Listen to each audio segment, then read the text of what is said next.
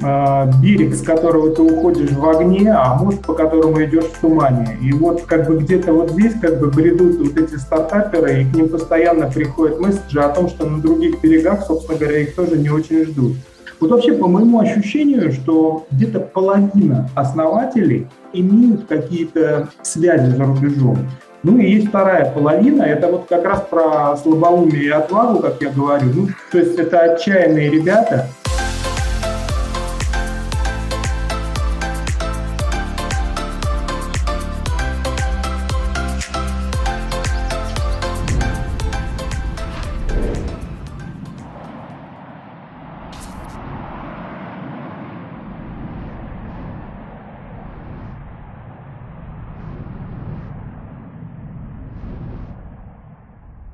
Добрый день, с вами команда Релокод. Сегодня мы запускаем серию роликов по венчурному направлению. И сегодня у нас в гостях Альфред Лао. Просто уникальный человек, стартапер с огромным опытом в индустрии. Добрый день, Альфред. Привет, Наташ, можно просто Фред. Отлично. Мы сегодня собрались, чтобы обсудить уникальную тему, которая затрагивает практически каждый российский стартап, который планирует релокацию и выход на зарубежные рынки. Безусловно, экономические условия текущего года внесли свои коррективы, поднимать инвестиции стало сложнее, особенно фаундерам из России. И мы бы хотели обсудить с тобой какие-то ключевые особенности, которые важно учесть, понять, как обойти какие-то препятствия и непосредственно усилить экспертизу команды, упаковать бизнес правильно, чтобы найти те пути и возможности, которые откроют двери к успешному развитию за рубежом. Отлично. Ну и прежде всего хотели бы узнать немного о тебе. Расскажи про свой опыт, чем занимаешься сейчас. Значит, да, расскажу, безусловно, потому что мне кажется, это всегда интересно, то есть от кого ты слышишь там те или иные фразы. То есть вообще моя история со стартапами началась очень давно. То есть где-то к середине 90-х годов я построил несколько успешных бизнесов в России, которые работали без моего участия. Ну и у меня появилось много свободного времени. Я стал смотреть интересные перспективные проекты, нашел, отобрал и уехал в Калифорнию.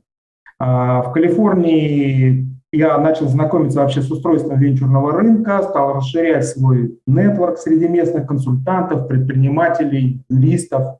Вот. И тогда было модно инкубаторы, прям модная тема была. И я зарегистрировал в Delaware компанию, которую сам финансировал и удаленно управлял разработкой проектов, которые я вел. Вообще все мои команды сидели в России. В портфеле у нас было несколько революционных для того времени проектов.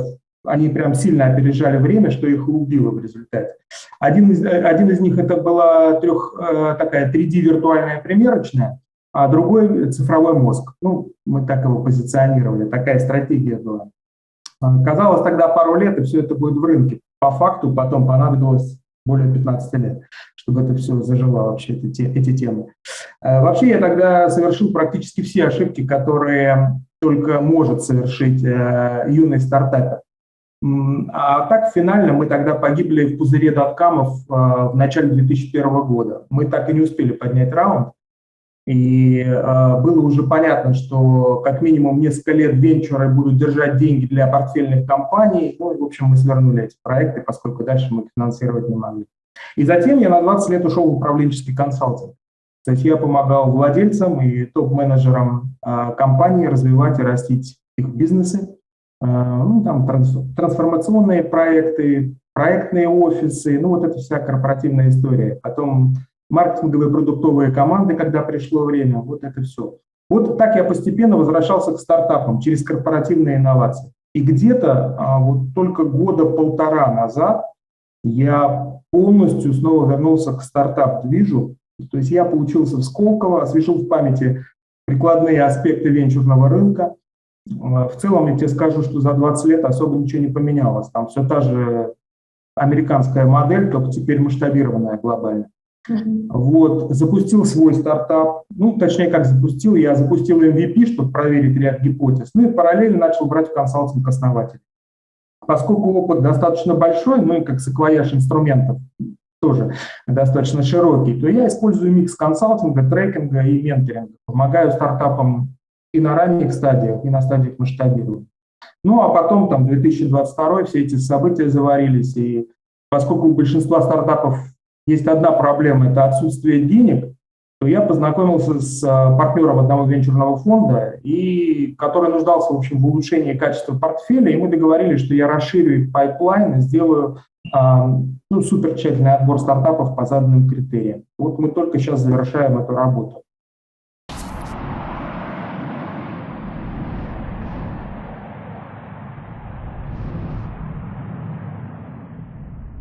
И исходя из того, что, скорее всего, тебе приходилось много взаимодействовать и со стартапами, и с менторами, и с другими фасилитационными программами, можешь ли в целом представить видение сейчас, каково стартапам, особенно российским, когда они начинают задумываться о планах дальнейшего развития?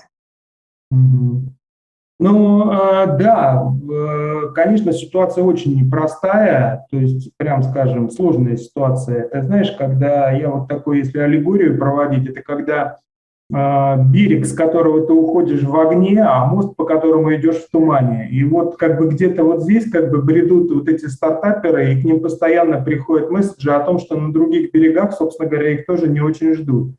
Вот. Так что да, непросто. Но основатели сильные люди, я думаю, что многие из них справятся. Я всегда, знаешь, думаю еще о том, что по факту, все равно в рынке останется там, 1 из 5. Это статистика. Это почему в лучшем случае, да? Поэтому, тут, знаешь, для многих это просто жизненный опыт, то есть через который они проходят, как я в свое время, да, проходил. И, то есть вот поэтому я отношусь к этому нормально. Просто вот сейчас такой контекст, да, вот такой рынок, вот такие обстоятельства. Вообще вот основная проблема в том, что помимо чисто рыночных задач, таких классических, да, задач любого стартапа, российским фаундерам приходится сперва сейчас решать вопрос, а в какую юрисдикцию идти. В принципе, потому что мы прекрасно понимаем, что если мы говорим о развитии за рубежом, делать это сегодня из российской юрисдикции, это как бы практически невозможно. Вот. И тут есть два решения, на мой взгляд, по ощущениям. То есть первый вариант – это выбрать буферную зону, либо сразу выходить на целевой рынок. Вот как бы принципиально это два вот таких решения. То есть если стоит вопрос физической релокации, прям вот первым делом, то у меня такое ощущение вот по моему общению, что все же сейчас чаще выбирают сперва буферную зону. Вот прям просто выбирают какую-то буферную зону, и вот то, что я знаю, это там страны СНГ, Эмираты, европейские юрисдикции. Вот ты меня здесь поправишь, потому что вы-то это лучше знаете, как релокод, я думаю, да? Но вот мое ощущение, что вот это так. А те, кто выходят системно, то есть сперва тщательно выбирают целевой рынок, тут тогда нужно озадачиться поиском страны целевого назначения. Вот. И если пытаться ответить на этот вопрос, то есть что должно влиять на выбор этого георынка, да, куда идти, то, на мой взгляд, здесь два основных фактора. В принципе, ничего нового я, наверное, не скажу, но тем не менее. То есть один из факторов – это ниша. То есть, другими словами, это твой маркет стартапа. И под этим я имею в виду это конкретные сегменты целевых аудиторий с наличием той или иной проблемы, да, или тех или иных хотелок, которые твой продукт, твое решение лучше всего закрывают, лучше, чем другие, скажем так, на рынке закрывают вот эти проблемы. И при этом, соответственно, пользователи это должны быть еще готовы платить за это, и именно ту цену, которую ты назначаешь.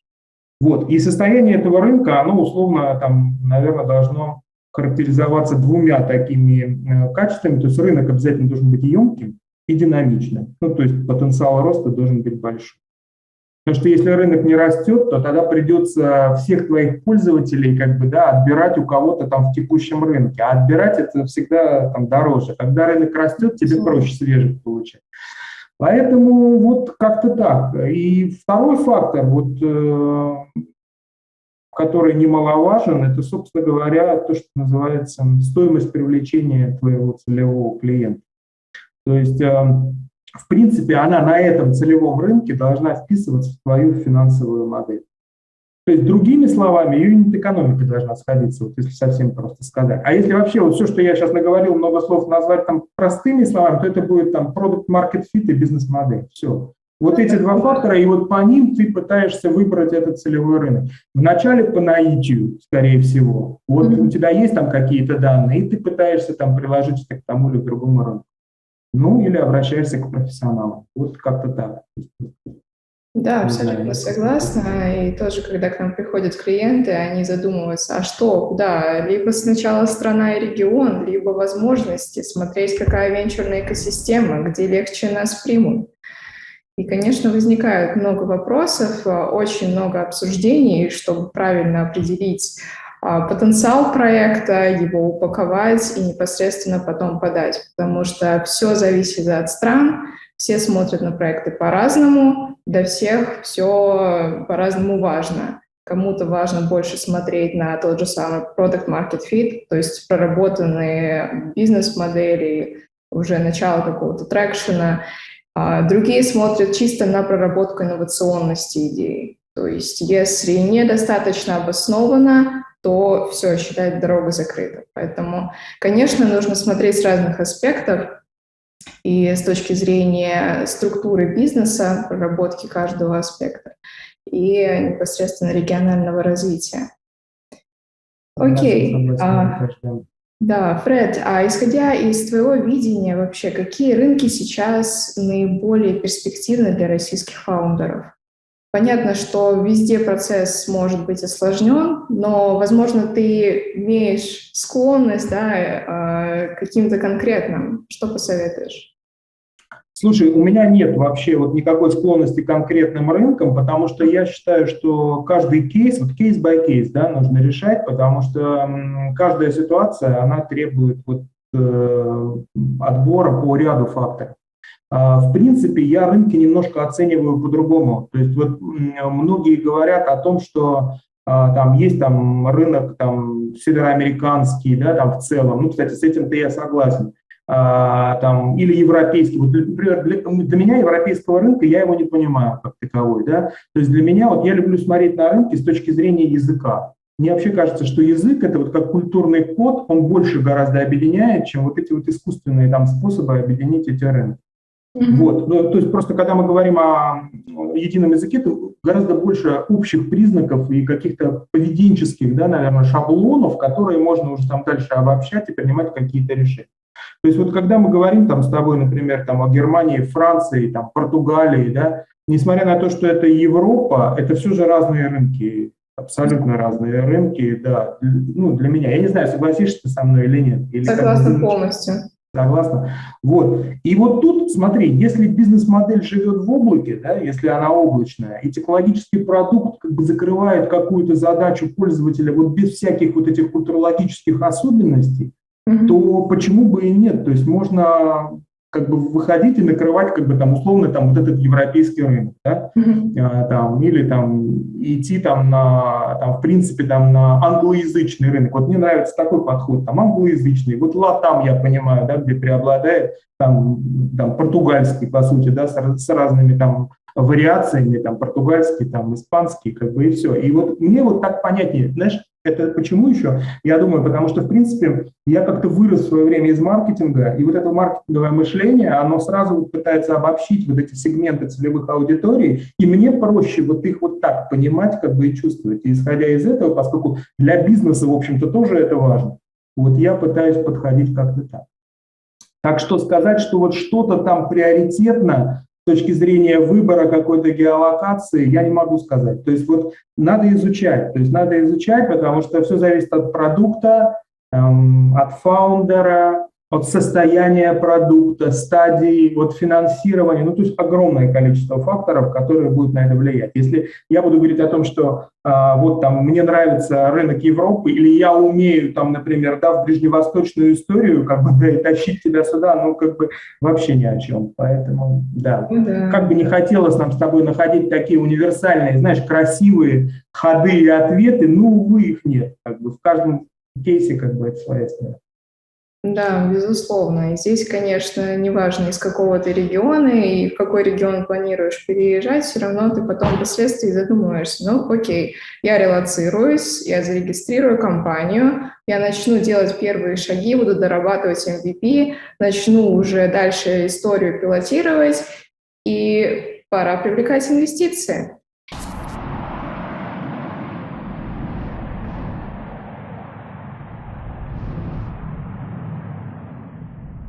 И непосредственно, да, у меня есть вопрос к тебе, Фред. А как ты думаешь, реально ли сейчас привлекать российским фаундерам инвестиции? То есть я даже не то, что думаю, как бы, да, я просто свидетель, как бы, того, как это случается на моих глазах, как бы, и, в принципе, это абсолютно реальная история. Понимаешь, сложности есть. Но вот я тебе так скажу, что вот в моем бизнес-окружении они как-то там худо-бедно, но решаются.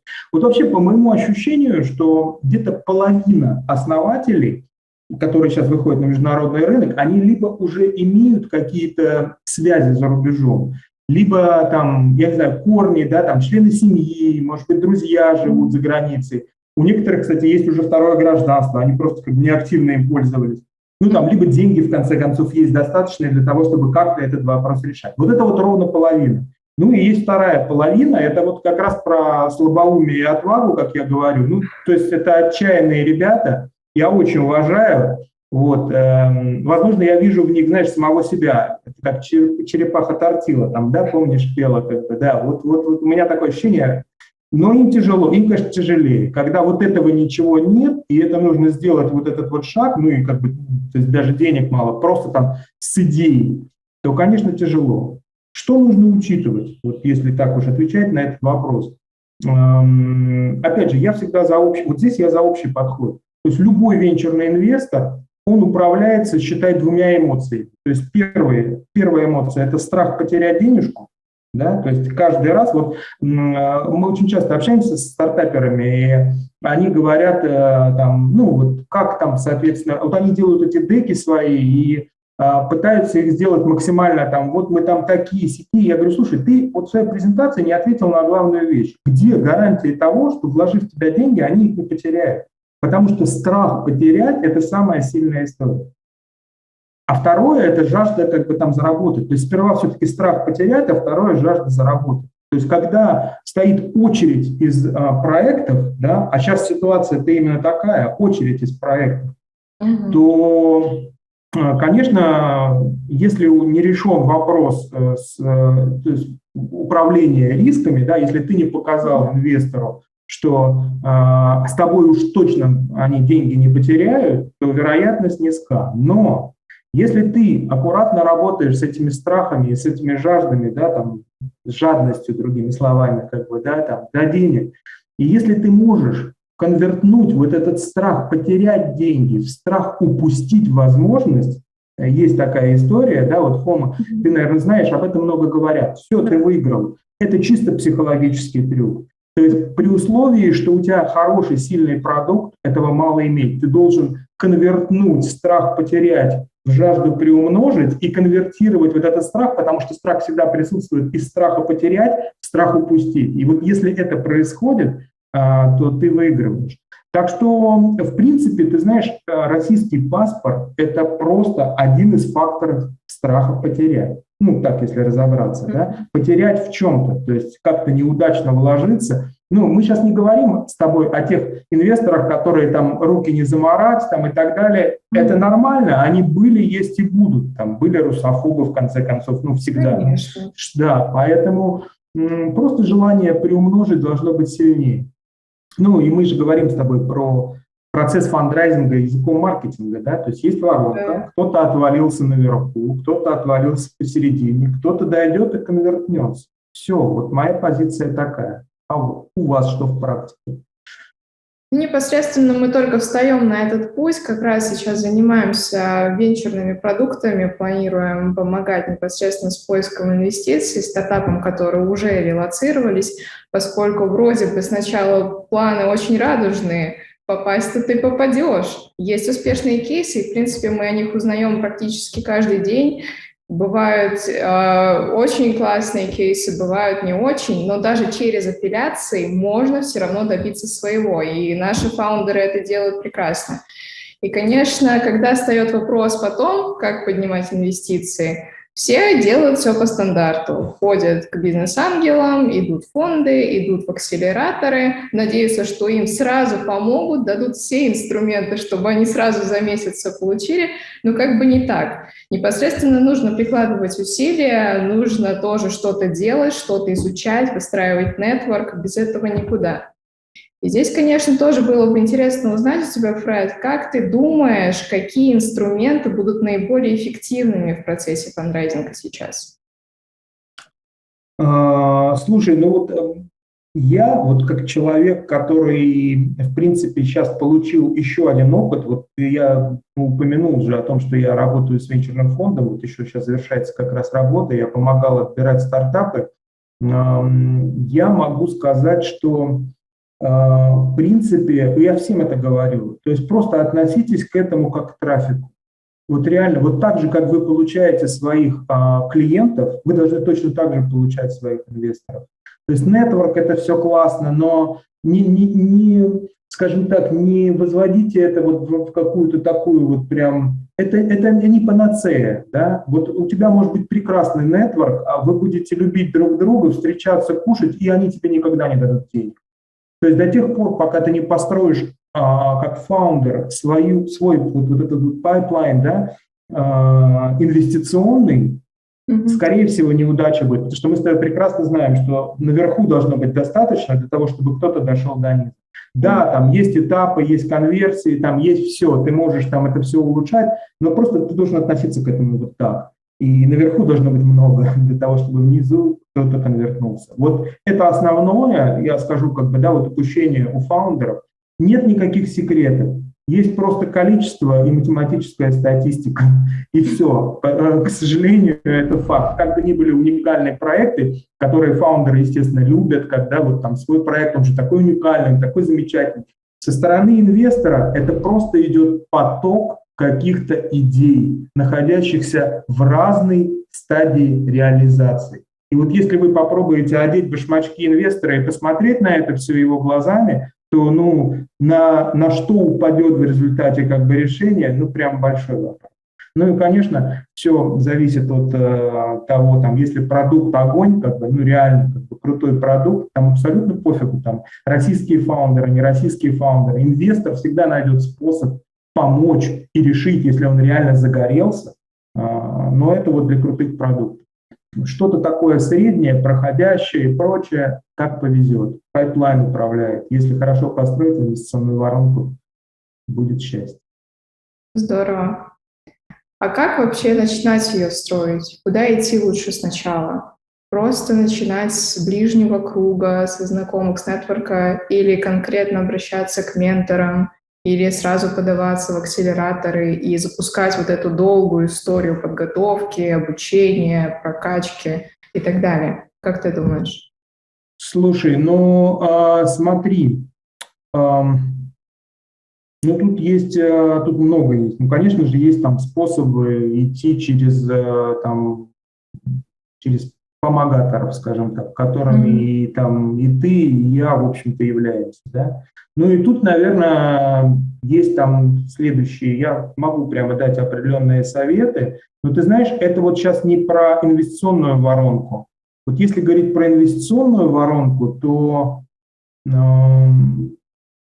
ее нужно начинать просто с отбора, то есть сперва ты готовишь питч-дек, то есть просто ты должен приготовить питч-дек, который должен вот по твоему пониманию и желательно пониманию еще какого-то консультанта внешнего, то есть проверить это, просто будет бить четко в таргет, то есть ты попадаешь, то есть вот то, о чем мы с тобой говорили, продукт попадает в маркет, есть трекшн, бизнес-модель масштабируемая, рабочая, если вот это все есть, и у тебя сильная команда, потому что на что смотрит инвестор? Инвестор смотрит на команду, на рынок и, соответственно, на бизнес-модель. Вот, собственно говоря, вот эти три вещи, на которые инвестор смотрит. Вот. И дальше ты начинаешь просто отбирать эти фонды и начинаешь где-то холодным там аутричем, да, где-то там через нетворк свой, как можешь, каждый по-своему. И начинаешь контактировать, начинаешь просить как бы дать возможность запичить свою презентацию, там, свой продукт. Вот и все. И здесь просто очень важно, я еще раз повторюсь, то есть, мне очень часто еще вопросы, знаешь, какие задают, мне говорят, слушай, ну это в рынке все, это в рынке присутствует, что инвестора надо найти очень точечно, да, то есть вот прямо ты должен найти инвестора, который прямо в твою нишу хорошо заходит, но, блин, это инвесторы распускают эту информацию. Никто не хочет иметь на входе кучу неликвида, а тебе должно быть пофигу. Если ты хочешь получить деньги, ты реально должен накрыть вот воронкой, да, ты должен пойти по стратегии, когда ты работаешь с трафиком, да, стратегию охвата. Пусть они пытаются разобраться у себя, то есть нагружай венчурного инвестора как бы своими непрофильными там продуктами и прочим, придумай, как заинтересовать, например, непрофильного инвестора. То есть это антисовет, может быть, для многих, но я реально говорю, это работает. То есть где-то это выстрелит, потому что есть понятие количества и есть понятие математическая статистика. И многие в это не верят и считают, что это чушь. Ну, как бы дерзайте, дерзайте. Да, пусть стараются, конечно. А в плане в целом релокации, когда стартап планирует запуск комплексно, да, помимо фандрейзинга, мы имеем в виду общие задачи выполнять, строить какие-то стратегические планы, вообще понимать, как они будут проводить реализацию майлстоунов, которые они указывают в родмэпе, R&D и так далее, как все правильно рассчитать, то кто здесь будет хорошим помощником? Слушай, ну тут, наверное, следующее. Ну, во-первых, я всегда рекомендую находить локального партнера.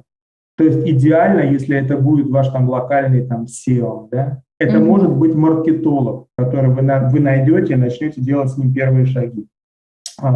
Особенно мне нравится, если на ранних стадиях найти в стране кофаундера, например. То есть попытаться найти вот человека, который, он будет играть ту или иную роль в стартапе, нужен человек, который будет заряжен вашей идеей. Да? Вот он должен быть заряжен и тот, которому вы будете доверять. Вот самое главное здесь доверие, потому что когда вот другой рынок, там многое может быть чудное и непонятное, и вот доверие – это прям ключевой момент.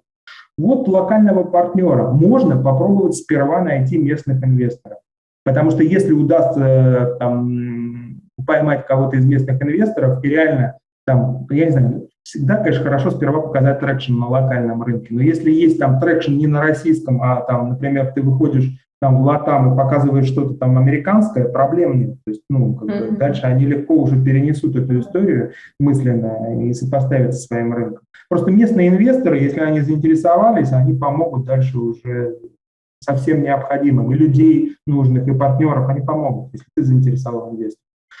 Еще альтернативой может быть какой-нибудь локальный акселератор. Почему нет? Подаваться там во все акселераторы и пойти вместе с акселератором. Достойно, я считаю, тоже можно. Еще есть вариант нанять, например, местную команду. То есть, чтобы получить первых клиентов, сделать каздев какой-то и получить первых клиентов. То есть это, как правило, это либо там research какие-то команды, либо маркетинговые команды, которые ты нанимаешь, и с ней ты входишь уже в рынок. Ну, я не знаю, самый такой умный, наверное, способ – это просто прийти ко мне и проконсультироваться и выбрать лучшее решение, потому что, опять же, вот это все в зависимости от продукта, стадии, рынка, личных особенностей фаундера, команды и так далее. То есть вот сам выбор – это и есть стратегия, в общем-то, да, как ты будешь двигаться, как ты будешь завоевать рынок, и надо найти какого-то консультанта, как вариант, говорить, да, и, соответственно, через него. А уж какой вариант там фаундер выберет, мы с тобой никогда не знаем, потому что фаундеры – это люди непредсказуемые, сильные, с такой яркой, четкой жизненной позицией. Да. Решение в любом случае, теперь они знают об основных проблемах, с которыми они могут столкнуться, даже знают секреты выхода, о которых нам сегодня рассказал Фред. Фред, спасибо большое, интересный получился разговор. Спасибо, что выделил время на встречу с нами. Ну а мы, в свою очередь, желаем удачи стартапам, которые планируют релокацию за рубеж. Мы напоминаем, что команда Релокод работает с более чем 10 странами мира. Если у вас есть идея проекта или уже готовый проект, вы можете написать нам и задать все необходимые вопросы. на которые наши эксперты смогут ответить.